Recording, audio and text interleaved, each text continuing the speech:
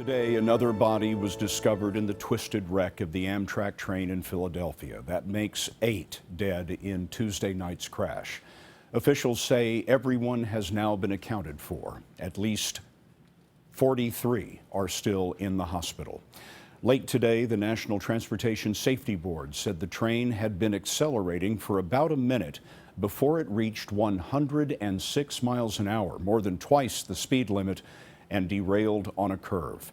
Kris Van Cleave in Philadelphia begins our coverage. With repair efforts underway, Amtrak's president and CEO Joseph Boardman took us to the tracks near the crash site. When you got the news the train was going that fast when it hit this curve, sir, what went through your mind? It was kind of a sickening feeling. There was a heartbreaking situation when you looked at the video that you saw out here. We certainly were concerned for our customers, our crew. It was a very difficult time. The train's engineer, Bostian, remains at the center of the investigation. The engine he was operating is believed to have rolled over numerous times after it derailed while navigating a sharp curve at more than 2 times the speed limit.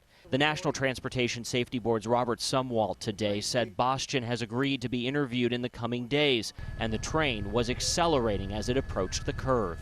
Just before entering the curve is when the engineer applied the engineer-induced braking to put it into emergency braking.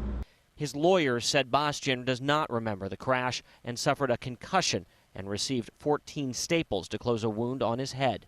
Bostian's online resume says he's been an Amtrak engineer since late 2010. Before that, he worked as a conductor.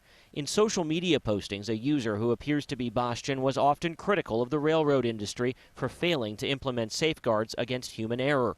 One posting from 2011 read, "At any point over the previous 80 years, the railroad could have voluntarily implemented some form of this technology." Investigators say they don't know why the train was speeding. Bostian has already submitted a blood sample to test for the presence of drugs or alcohol.